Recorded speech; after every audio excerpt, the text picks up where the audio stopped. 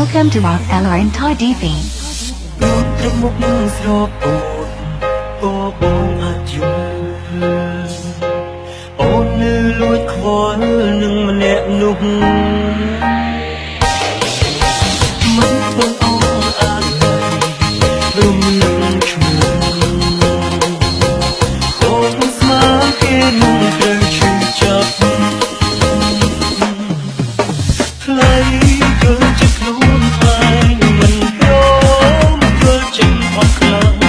នៅតែនឹកអ្នកចាស់អូនបងជួយ